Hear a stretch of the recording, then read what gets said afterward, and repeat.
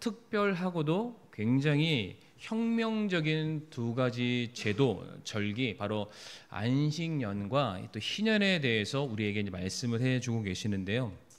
특별히 이 말씀은 이스라엘 백성이 이집트 노예 생활에서 해방되어서 광야를 지나 약속의 땅 가나안을 입성을 두고 있는, 아직 들어가지 않았습니다. 그 전에 그들이 시내산에 머물렀을 때 하나님께서 주시는 그런 말씀입니다.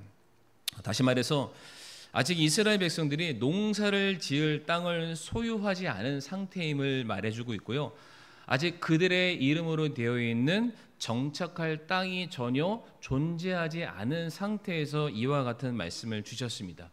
그러나 하나님께서 앞으로 들어가게 될 가나안 땅에 이스라엘 백성들이 들어가게 되었을 때에 그들이 어떠한 모양으로 살아갈지를 이미 알고 계셨습니다. 그래서 미리 다 내다보시고 그들의 삶의 방식이 세상과 똑같은, 다시 말해서 끝없는 노동과 그 노동을 통해서 얻게 되는 그들의 삶의 소유욕과 탐욕, 어떠한 그런 것들을 자기 욕구를 채우기 위해서 경제적인 행위에만 매몰되지 않도록 하나님께서 이스라엘 백성들을 좀 자각시키고 깨우치기 위해서 그들에게 특별한 법을 제정하신 게 바로 안식년과 희년이다라고 말씀을 드릴 수가 있습니다. 안식년과 희년에 대해서 우리가 오늘 살펴보게 될 텐데, 이 두 절기, 이 제도의 가장 근본 기저에 깔려 있는 하나의 키워드가 있는데, 그것은 바로 땅입니다. 땅. 시편 24편 1절 말씀을 한번 띄워주시고요. 땅이 나오고요. 그 땅은 하나님의 것임을 선포하고 있는데요. 시편 24편 1절 말씀 보게 되면 땅과 거기에 충만한 것이 주의 것이요 세상과 그 안에 거하는 자들도 그러하니라 라고 되어 있습니다. 그러니까 땅도 하나님의 것이고 땅 위에 포함되어 있는 모든 사람들도 하나님의 것이다 라고 선포를 하시는데요. 특별히 이 24장 1절 말씀에 이 땅이 나오는데, 이 땅을 히브리어로 에레츠라고 되어 있습니다. 레위기 말씀에서도 땅에 대한 내용을 계속해서 말씀하시는데, 그 땅도 동일하게 에레츠라고 되어 있고요. 그 에레츠라는 땅이 어디서 처음 나오게 되었냐면, 하나님께서 천지를 창조하실 때 땅을 만드시는 그 날 있죠. 바로 그때에도 에레츠라는 그 동일한 단어가 쓰이게 됩니다. 근데 성도님들, 퀴즈는 아니지만은 그 땅을 통해서 뭐가 만들어졌나요? 사람이 만들어졌습니다. 그러니까 하나님께서 이 시편 말씀도 그렇고 레위기 말씀도 그렇고 땅은 내 것이다 라고 말씀하시는데, 단순히 토지 개념의 땅만을 말씀하시는 것이 아니라 땅에 속한 모든 것이 하나님의 것이다. 다시 말해서 하나님이 모든 것을 창조하셨다라고 말씀하심과 동시에 그 땅에 속해 있는 흙인 너희들도 내 것이다 라는 선포가 되겠습니다. 그러니까 이 안식과 희년에 대한 개념을 단순히 어떤 농사법의 측면으로 바라봐서 땅을 좀 놀려야 내년에 더 농사가 잘 된다, 이러한 측면으로 볼 것이 아니라 이 세상의 모든 것이 다 하나님의 것이고 그 땅과 동일한 본질을 가지고 있는 우리 역시 하나님의 것이다. 이것을 다시 한번 자각하고 깨닫는 그 날들이 안식년과 희년의 개념이다라는 것을 우리 성도님들이 꼭 기억하시기를 바라겠습니다. 자, 그래서 하나님께서 안식년 7년마다 땅을 한 번씩 쉬게 하시고요, 희년 50년마다 모든 것을 원점으로 되돌리시는 이와 같은 제도를 통해서 인간이 이 땅 위에 발붙이고 살아가고는 있지만, 그렇다고 해서 그 모든 것이 너희 것이라든지 너희가 주인이 아니다, 그런 잘못된 착각 가운데 살아가고 있는 인간들의 모든 교만을 꺾으시고 그 모든 것의 주권이 하나님에게 있음을, 사람들로 하여금 이 세상과 이 땅을 바라보는 것이 아니라 창조주인 하나님을 향해서 고개를 들도록 만든 것이 안식년과 희년이다. 그러니까 성도 여러분들이 다른 것은 다 잊어버리셔도 이 정도의 개념만 가지고 오늘 예배당을 떠나신다면 충분히 오늘 말씀을 들으신 의미가 있지 않을까 생각을 하게 되는데, 먼저 안식년에 대해서 우리가 좀 살펴보도록 하겠습니다. 제가 화면에 구절은 따로 띄워놓지 않지만 우리 성도님들 눈으로 오늘 본문에 해당되는 25장 2절부터 이제 4절까지의 말씀을 참고하시면서 우리 말씀을 들어주시면 될 텐데, 이 말씀 보게 되면 6년 동안은 열심히 일해서 소출을 거두어라 라고 말씀을 하십니다. 그런데 7년째에는 모든 농사의 행위를 중단하고 땅을 온전하게 쉬게 하라라고 말씀을 하십니다. 제가 앞에서도 말씀드렸지만 이것은 단순히 농사법을 말씀하시는 게 절대로 아닙니다. 7년째 땅을 쉬게 하는 이 안식의 개념을 통해서 다시 한번 말씀드리지만 하나님께서는 이 땅이 네 것이 아니라 내 것이다. 사람의 것이 아니라 하나님의 것임을 우리로 하여금 고백하게 만드시고자 우리에게 이제 안식년을 허락하시게 되는데, 이 안식년의 규례를 보게 되면 이 땅이 인간의 그 무한한 욕망을 채우기 위한 수단이 아니라는 것을 보여주시는 거예요. 왜 제가 이런 말씀을 드리냐면, 이미 창세기 때 아담과 하와가 범죄함으로 말미암아 그들도 저주받고 그들도 심판을 받았지만 그들과 동시에 그들과 동일한 본질을 가지고 있는 땅도 저주를 받았습니다. 그래서 이 땅에서 너희가 수고하고 땀 흘리고 애써도 나오는 게 무엇과 무엇뿐입니까? 가시와 엉겅퀴뿐이다. 그러니까 뭔가 화려해 보이는 듯 하지만은 알맹이가 아무것도 없는 그냥 무가치한 것들만 너희들이 얻을 수 있다라고 말씀하시죠. 그리고 이 땅의 모든 것들은 영원한 것이 아니라 유한한 것들입니다. 아무리 내가 그것을 많이 가졌다 할지라도 다 썩어져 없어지는 것에 지나지 않는다. 그러니까 단순한 농사법을 주시는 것이 아니라 이와 같이 내가 무엇인가 열심히 다 하고 있지만 이것이 내 삶의 목적이 아니다. 나를 보내신 분, 나를 이 땅에 세우신 하나님을 향해서 고개를 드는 시간이 바로 안식년의 의미가 있습니다. 그리고 이어지는 4절과 5절 말씀 보게 되면 7년째 되는 해, 그러니까 안식년이 되는 해 이와 같이 하라고 되어 있는데 4절 5절 말씀을 다시 한번 읽어보게 되면 너는 내 밭에 씨를 뿌리거나 내 포도원을 가꾸지 말며 내 수확물 중에서 저절로 난 것을 거두지 말고 손질하지 아니한 내 포도나무의 포도를 거두지 말라라고 말씀하시죠. 다시 말해서 더 많은 소출, 더 많은 열매, 더 많은 업적을 향해서 끊임없이 달려가고 있는 인간의 모든 탐욕에 대해서 지금 하나님께서 쉼표를 찍고 계십니다. 그러니까 그것을 위해서 너희들이 지은 바 되었지 않다. 너희를 향한 선하신 하나님의 뜻이 있음을 알게 하시는 게 안식년의 개념이고요. 더불어서 이 땅을 통해서 얻게 되는 모든 소출의 의미가 내가 열심히 해서 거두었거나 이것이 아니라 나는 하나님의 은혜와 하나님의 자비하심과 하나님의 긍휼 없이는 나는 하루도 살아갈 수 없는 존재였구나. 이거를 안식년을 통해서 깨닫게 된다라는 것입니다. 성도님들, 모든 인간들은 본성적으로 만족하며 살까요? 만족을 못 느끼면서 살까요? 쉽게 표현, 다 욕심쟁이입니다. 다 욕심쟁이. 가져도 끝이 없는 그 욕심쟁이들. 그러니까 계속해서 끊임없이 일하려고 하는 이유는 뭐냐면 일이 좋아서 일을 하는 게 아닙니다. 일을 하면 그거에 대한 무엇인가 소득이 생기고 그 소득으로 내가 갖고 싶은 더 많은 것을 소유하고자 하는 그런 욕망에 시달리기 때문에 사람들이 계속해서 일을 하는 거예요. 더 갖고 싶어서. 이 사람의 이 죄성과 이 본성을 정확하게 드러내는 사건이 바로 에덴 동산의 선악과 사건입니다. 하나님이 다 주셨어요. 뭐만 빼고요? 선악과만 빼고 다 주셨습니다. 아니 그 정도로도 충분히 만족하고 감사하며 살아야 될 텐데 인간의 본성이 탐욕 덩어리잖아요. 다 가졌는데 그의 눈에는 뭐만 들어옵니까? 내가 안 가진 것만 들어오는 거예요. 저것까지 가지면 만족할 것 같은 거죠. 그러니까 그러한 인간들의 죄성, 너무나도 그 마음속에 욕망이 어떤 질주하는 그런 본성을 하나님께서 강제로 스탑시키는 그 놀라운 도구가 바로 안식년 안에 포함이 되어 있습니다. 그래서 1년 동안 경작을 멈춥니다. 그러나 하나님께서 절대로 굶기지 않으십니다. 그 멈추는 순간에도 하나님께서 끊임없이 공급하게 만드심으로 말미암아 사람이 무엇을 깨닫냐면 내가 살아가는 내 인생의 진정한 만족과 안전과 평안과 모든 것들이 내가 열심히 해서 얻어지는 것이 아니라 그 모든 것이 하늘로부터 비롯되는구나. 하나님께서 내게 채워주시는구나. 이것을 제발 깨달아 알라고 굳이 말씀으로도 가능하지만 그들이 말로 해서는 도저히 들을 생각을 하지 않으니까 그의 삶의 안식년이라는 방점을 찍게 만들어서 아예 모든 손들을 다 내려놓게 합니다. 그러니까 1년 동안 이스라엘 백성들은 어디만 바라볼까요? 하늘만 바라보는 거죠. 입을 쫙 벌리면서 채워주세요. 도와주세요. 내 삶을 인도해 주세요. 계속해서 구하는 자로 만드는 것이 바로 안식년 안에 포함이 되어 있습니다. 그리고 이어지는 6절과 7절 말씀 보게 되면은 이 안식년이 단순히 일하지 않는 것으로 끝나는 것이 아니라고 말씀하시는데 6절과 7절 말씀 우리 성도 여러분들 한번 읽어 주시겠습니까? 시작. 성경책을 보시고요. 시작.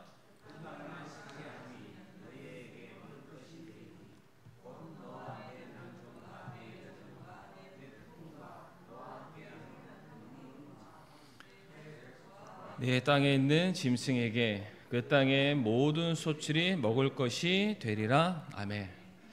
안식년이 되면 일을 하지는 않지만 이미 뿌려 놓았던 여러 가지 곡식이나 과일이나 채소들이 그냥 저절로 자라나는 것들이 있다라고 말씀하시죠. 그러니까 이것도 하나님의 은혜입니다. 내가 한 게 없는데 여전히 내가 들판을 찾아가고 내 농장을 찾아가면은 무엇인가 자라나고 열매 맺는 것들이 있다라고 말씀하고 계시는데 이때 하나님께서 무엇을 말씀하시냐면은 안식년에 얻게 되는 소출은 그 땅을 소유한 사람의 것이 아니다라고 말씀을 하십니다. 그러면서 읽으셨지만은 종이라든지 품꾼이나 타국인들이나 나그네와 같은 사회적인 약자를 물론하고 심지어 함께 거느리는 가축이나 들짐승까지 모두 다 너희가 먹여야 된다. 그들의 것이다 라고 말씀을 하고 계십니다. 그러니까 지난 6년간의 모든 소출에 대한 소유권은 너희 것이라고 주장할 수 있지만 이 7년째 얻게 되는 모든 소출에 대한 소유권은 너희 것이 아니다. 너희 주변에 있는 이웃들에게 나누어 주어야 된다라고 말씀하고 계세요. 그러니까 안식년의 개념이 한 걸음 더 나아갑니다. 단순히 쉬는 곳으로 끝나는 것이 아니라 내가 쉼으로 말미암아 하나님의 은혜를 받잖아요. 야, 그러면 다시 한번 생각하는 거예요. 내 노력으로 거둔 열매가 아니라 하나님의 은혜로 받는 것이니까 다 사라지고 은혜만 남습니다. 은혜는 어떻게 해야 복이 될까요? 흘려 보내야만 하는 것이죠. 하나님께서 그것을 훈련시키는 것입니다. 어차피 너희들 일해도 일하지 않아도 먹이는 거는 나다. 그러니까 너희가 이 땅에서 하나님의 자녀로서 하나님의 사랑하는 백성들을 어떻게 책임지시고 돌보시고 그들을 보호하는지를 너희가 세상에 보이는 자들이 되어야 된다. 우리가 이 안식년의 개념을 통해서도 무엇을 발견할 수 있냐면 성경의 제1가는 대원칙 무엇입니까? 내 이웃을 내 몸처럼 사랑하라 라는 그 원리를 동일하게 발견할 수 있게 되는 것입니다. 그래서 우리가 안식년을 통해서 한 두어 가지 정도 우리가 좀 우리 스스로에게 좀 적용해 보기를 원하는데 우리 성도님들께서는 내 인생의 주인이 나 자신입니까? 아니면은 하나님이십니까? 나의 시간, 나의 건강, 나의 재능, 내 물질, 그게 내 직장이 될 수 있고 내 사업처가 될 수 있고 심지어 내가 키우고 있는 내 자녀까지 포함해서 모두가 내 것이 아니라 하나님께서 내게 맡겨주신 은혜임을 성도님들 고백하시면서 살고 계십니까? 그러니까 이러한 성도들, 우리가 이러한 마음을 갖지 못한다면은 우리들에게 지금 필요한 게 무엇이냐면은 안식이 필요합니다. 안식. 하나님의 은혜를 다시 한번 생각해 볼 수 있는 안식이 우리에게 필요하다라는 것이죠. 실제로 성도들의 살아가는 모든 삶의 필요는 하나님이 채우시겠다라고 약속하고 계십니다. 그런데 실제로 그 약속을 날마다 부르짖고 기도하는 삶을 우리가 살아는 가고는 있지만 실제 우리가 살아가는 삶을 보게 되면은 하나님을 주인으로 모시고 살아가기보다는 죄송스러운 얘기지만 돈이 우리들의 삶의 주인 되어서 살 때가 너무 많습니다. 주님 주님 주님 하는 이야기보다 한 주일 동안 돈 이야기가 더 많지 않으십니까? 제 앞이라고 이렇게 거짓말 하실 필요는 없습니다. 그러니까 다 그렇습니다. 살면서 돈 하죠. 분명히 성경에서는 우리가 돈을 도구 삼아서 하나님의 영광을 위해서 우리가 사용해야 된다라고 말씀을 하고 있지만 실제로 우리들의 삶을 거꾸로 살펴보게 되면은 돈이 우리 머리 위에 우리 주인이 되어서 우리를 수족 삼아서 돈의 노예로서 우리를 살아가게 만드는 경우들이 너무 많다는 것이죠. 성도님들, 물질을 소유하고 지배하고 계십니까? 아니면은 그 물질에 소유당하고 지배당하면서 살고 계십니까?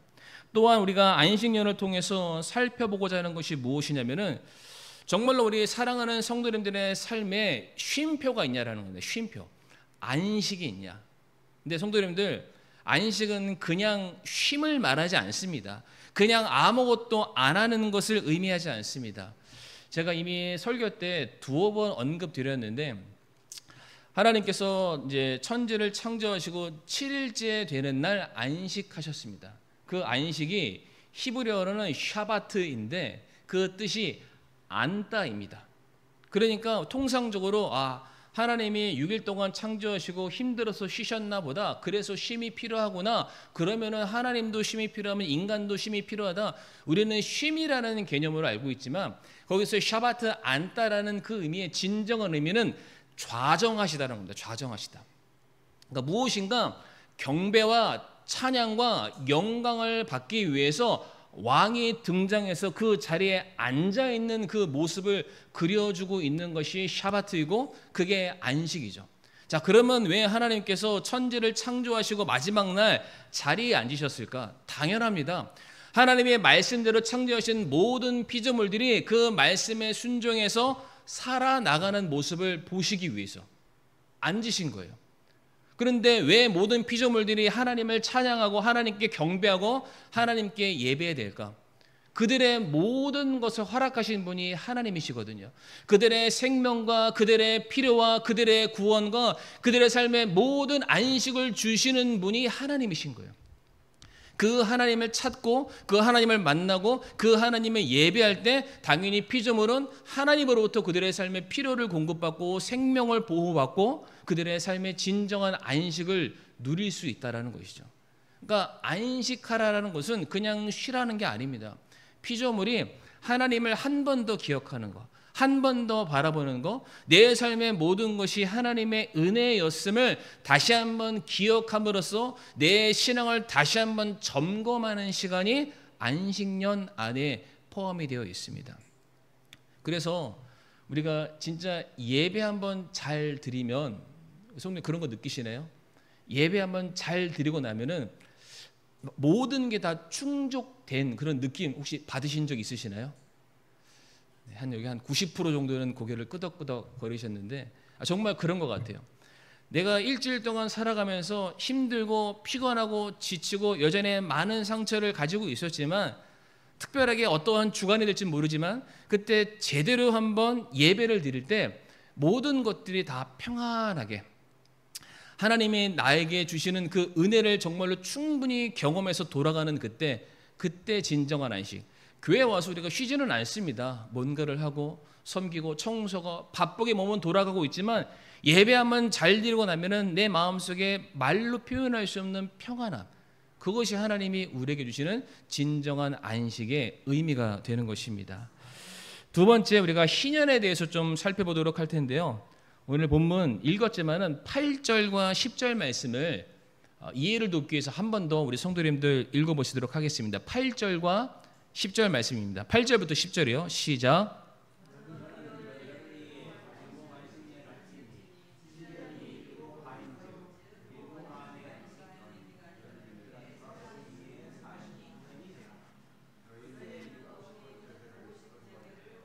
아닙니다. 9절 읽으셔야 됩니다.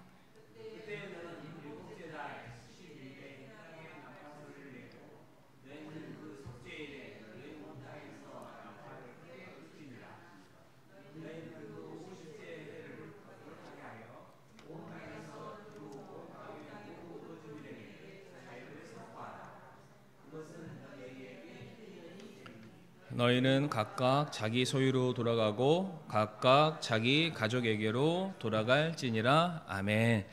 이 말씀 보게 되면은 이제 안식년이 이제 7년에 한 번씩 오는데 그 안식년이 7번 지나면 이제 49년이 지납니다. 77에 49. 그리고 그 49년이 끝난 그 이듬해 50년째 되는 해를 희년이라고 부르게 되는데, 희년이 되면은 이스라엘 사회 안에서 혁명적인 두 가지 사건이 일어나게 되는데, 첫 번째는 이유가 무엇이 되었든지 간에 팔렸던 땅이 본래의 주인에게로 다시 돌아오게 됩니다. 하나님께서 그것을 명령하셨고요. 두 번째는 어떠한 일이 생기냐면은 빚 때문에 종되었던 모든 사람들이 자유인으로서 다시 그의 신분과 자격을 회복을 하게 됩니다. 그래서 자기 가족이라든지 자기 고향이나 자기의 민족에게로 돌아가죠. 다시 말씀드리면 희년에는 어떠한 역사가 일어나냐면은 땅이 본래의 주인에게로 돌아가고요, 노예되었던 사람들이 자유인으로 돌아오는 놀라운 일들이 일어나게 되는데, 이 두 가지 사건을 한 단어로 축약하면 회복의 역사가 일어나게 됩니다. 자, 그런데 여기서 우리가 주목할 것은 무엇이냐면은 이 희년이 언제 시작되느냐입니다. 이 희년이 언제 시작되냐? 오늘 본문 9절 말씀 보면 뭐라고 되어 있습니까? 그때 너는 일곱째 달 10일에 희락의 나팔 소리를 내고 너희는 그 속죄일에 너희 온 땅에서 나팔을 크게 불지니라 라고 되어 있으면서 10절에 그날이 희년이다 라고 되어 있죠. 그러니까 지금 9절 말씀은 지금 무엇을 말하고 있냐면은 1년에 한 번 있는 날, 대제사장이 1년에 단 한 번 지성소로 들어가서 이스라엘 온 민족의 죄를 속죄하는 바로 그날, 무슨 날입니까? 대속죄일. 그 대속죄일이 이루어지는 바로 그 날에 희년을 알리는 나팔을 불어라 라고 말씀을 하고 계십니다. 그러니까 희년이 행해지는 그 근거와 이유를 살펴보게 되면은 희년을 통해서 자유를 얻고요, 희년을 통해서 모든 것들이 회복되게 되는데, 그 모든 기저에는 뭐가 있냐면은 바로 죄의 용서, 속죄의 사역이 이루어짐과 동시에 희년이 함께 선언이 된다는 것입니다. 다시 말해서 속죄가 선포되는 그날이 희년이 시작이 됩니다. 희년이 선언되는 바로 그날에 땅이 원래의 주인에게로 돌아가고요, 노예가 가족의 품으로 돌아가고 이제 더 이상 채무에 시달릴 필요가 없는 완벽한 자유와 완벽한 회복이 이루어지는 바로 그날이 희년인데, 바로 그날이 또한 대속죄의 날이기도 합니다. 자, 그러면 우리 여기서 두 가지를 살펴볼 수 있는데, 첫 번째 희년은 잃어버렸던 땅을 다시 되찾는 것처럼, 이게 장차 무엇을 상징하냐면 예수님으로 인해서 우리가 잃어버리게 되었던 하늘의 기업, 하나님의 왕국을 우리가 다시금 회복하게 될 것이다 라는 구속사의 그림을 보여주고 있습니다. 다 같이 베드로전서 1장 3절에서 4절 말씀 한 절씩 교독하겠습니다.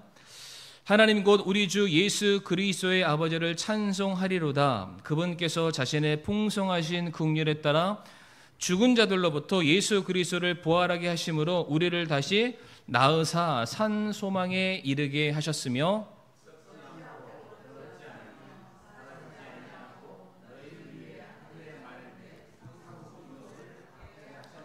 아멘.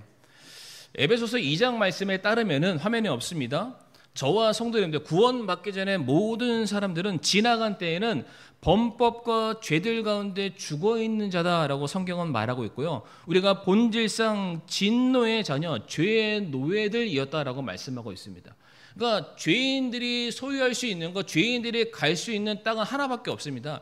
지옥밖에 없습니다. 자, 그런데 그런 우리를 향해서 하나님께서 풍성하신 긍휼에 따라서 예수 그리스도를 보내주셔서 우리의 죄를 사해 주시고요, 우리가 잃어버렸던 자격과 그 나라를 다시 한번 회복시켜 주시는 선물을 우리에게 주시게 되죠. 그래서 우리가 예수를 통해서 이제는 다시는 썩지 않고요, 더럽혀지지 않고 다시는 빼앗길 이유가 없는 영원한 나라, 하나님의 왕국인 천국을 상속 유업으로 우리가 받게 됩니다. 바로 이것이 희년이 우리에게 나타내는 의미이기도 하고요, 두 번째로 처음에 말씀드렸듯이 희년 때 땅이 회복되고요, 신분이 회복이 되게 됩니다. 다 같이 요한복음 8장 35절에서 36절 말씀도 한번 보도록 하겠습니다. 35절 36절 말씀 읽겠습니다. 시작.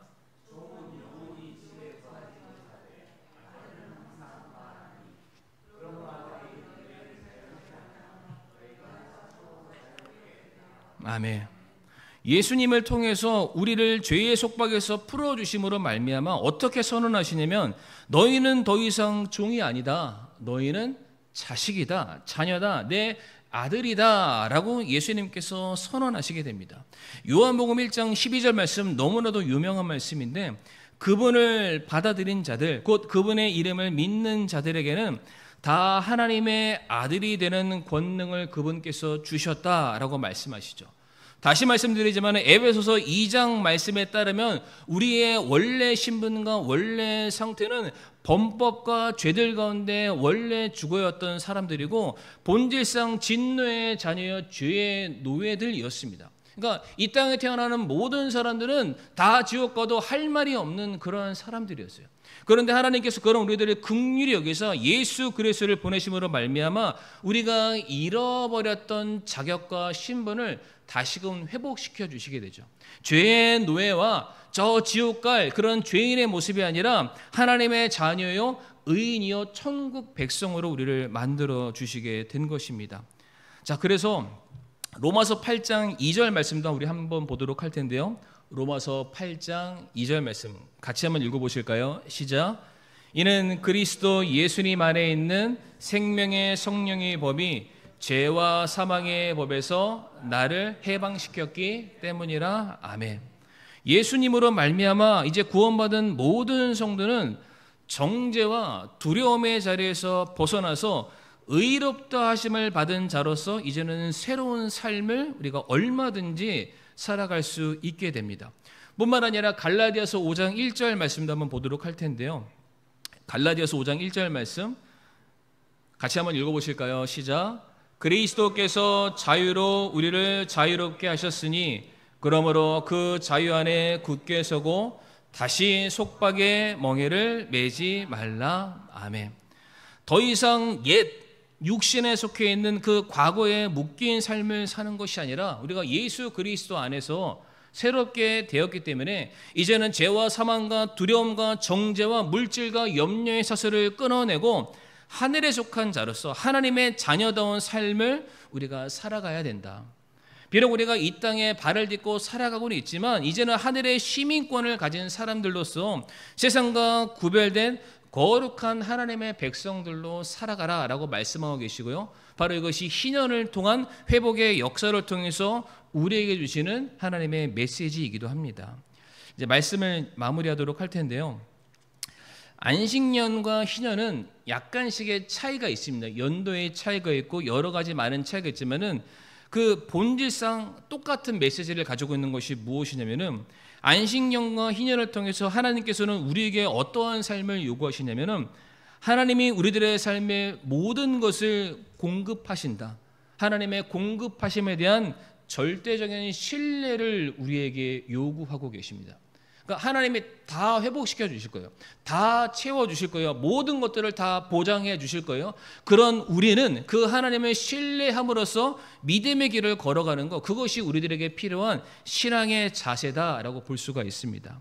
오늘 본문 20절 말씀 보게 되면 하나님께서 이스라엘 백성들에게 안식년과 희년을 선언하시니까 이스라엘 백성들이 이제 걱정에 빠집니다. 아무리 하나님의 말씀이지만 하나님 안식년에 쉬면 저희가 2년을 못 먹어요. 그렇잖아요? 안식년 7년차 때 아무것도 안 하면은 그 해 먹을 게 없습니다. 근데 이듬해 바로 먹을 수 있습니까? 아니죠. 뿌려놓은 게 없으니까 다시 뿌리면은 그 이듬해서야 먹을 게 나옵니다. 안식년의 경우에는 2년을 참아야 되고요. 희년의 경우에는 성도님들 몇 년 참아야 되는 줄 아세요? 3년을 참아야 돼요. 왜 그런지 아십니까? 7, 7에 49 기억나시죠? 7년째 끝나는 49년째 되는 해는 안식년이고요. 그러니까 뿌리면 안 됩니다. 그 이듬해를 희년이라고 말씀해요. 희년도 뭘 뿌리면 안 돼요. 그 다음 해가 돼서야만 무엇인가를 뿌려야 됩니다. 그러니까 걱정되는 거예요. 하나님 말씀대로 살려고 하면은 좋겠는데 내 마음은 그렇게 살고 싶은데 진짜 그렇게 내가 산다고 했을 때 하나님 저 그러면 아무것도 못 먹고 제가 굶어 죽게 생겼어요 라고 오늘 본문 20절에 이스라엘 백성들이 하나님께 하소연을 합니다. 그럴 때 하나님이 21절에 이렇게 말씀하시는데요. 같이 한번 우리 성도님들 읽어보실까요? 21절 말씀 화면에는 없고요. 우리 성경책을 보시면서 한번 읽어주시겠습니다. 21절 말씀 같이 한번 읽어보실 거예요. 시작. 내가 명령하여 6째 해에 내 복을 너희에게 내려 그 해에 새 해 동안에 열매가 나게 하리라. 아멘. 복잡한 계산식을 다 벗어나서 하나님의 말씀하시는 거 내가 다 채우겠다라고 말씀하십니다. 안식년을 통해서 내 삶의 모든 필요를 채우시는 분이 하나님이시다. 희년을 통해서 내 삶에 잃어버리고 억울해졌던 모든 것들을 다시금 온전한 자리로 회복시키는 분도 하나님이시다. 그것은 내 노력과 내 열심으로 얻을 수 있는 것이 아니었는데 하나님이 그렇게 하시겠다고 선언했으니까 나는 그 하나님을 끝까지 신뢰하겠다. 내가 아무것도 안 하는 것이 아니다. 나는 하나님을 믿는 일을 할 것이다. 그게 안식년과 희년. 그럼 하나님께서 말씀하시기를 내가 책임지겠다라고 말씀하세요. 하나님이 책임지시는 거 다들 믿으시나요? 우리가 입으로는 아멘 하지만 실제 우리가 하나님을 붙들어야 되는 그 순간에는 하나님보다는 당장에 누가 주는 돈이 더 궁할 때가 많이 있죠. 하나님께서 우리들의 삶의 때때로 무엇인가를 마치 중단시키는 듯한 그런 시간들이 아마 있으실 텐데 그때 하나님께서 빼앗아 가시는구나 라고 생각하지 마시고 지금이 내가 하나님을 향해서 안식할 때다. 지금이 내가 그동안 너무 내 욕망에 내가 매몰되어서 너무나도 앞뒤 안 보라고 경주마처럼 앞으로 달려가고 있었는데 내가 지금 잠깐 내가 내 신앙을 회복해야 돼. 희년의 시간이구나. 우리가 이러한 마음을 가진다면 하나님께서 그런 우리들의 모습을 바라보시면서 한마디 하실 거예요. 내가 채우겠다. 내가 채우겠다. 에베소서 3장 18절과 19절 말씀 같이 한번 읽어보실까요? 시작. 모든 성도들과 함께 너비와 길이와 깊이와 높이가 어떠함을 능히 깨닫고 지식을 뛰어넘는 그리스도의 사랑을 알아 하나님의 모든 충만하심으로 충만하게 되기를 구하노라. 아멘. 이 말씀 잘 보시게 되면 하나님의 모든 충만하심으로 충만하게 하시겠다라고 말씀하시죠. 우리도 우리들의 삶의 필요를 채워달라고 하나님께 구합니다. 그러나 그 수준은 어디까지나 내 수준입니다. 하나님이 이 정도만이면 될 것 같아요. 요만큼만 있으면 될 것 같아요. 그런데 아니에요. 하나님은 자신을 절대적으로 신뢰하는 사람들에게 어떻게 충만하게 역사하시냐면은 하나님의 충만으로 충만케 하십니다. 그러니까 그런 것 같아요. 그러니까 우리가 그 필요한 거에 대해서 하나님께서 그냥 지나치시는 분은 절대로 아니시구나. 그 마치 그 조그마한 새가 그 어미 새를 향해서 입을 착 벌리면서 계속 달라나는 그런 심정처럼 그냥 하나님만 바라보는 하나님의 백성들을 향해서 하나님께서 너무나도 긍휼히 여기고 계시고 그 하나님을 바라보는 너희에게 내가 진짜 너를 평안하게 해줄게. 내가 너에게 진짜 내가 안식을 줄게. 내가 너의 삶을 회복시켜 줄게. 성도님들 모든 평안과 모든 안식은 다른 데 있지 않습니다. 하나님에게 있습니다. 우리가 그 하나님 안에서 안식을 누렸으면 좋겠고 하나님이 주시는 회복을 통하여서 우리의 믿음이 자라날 수 있는 그런 은혜가 있기를 간절히 바라겠습니다.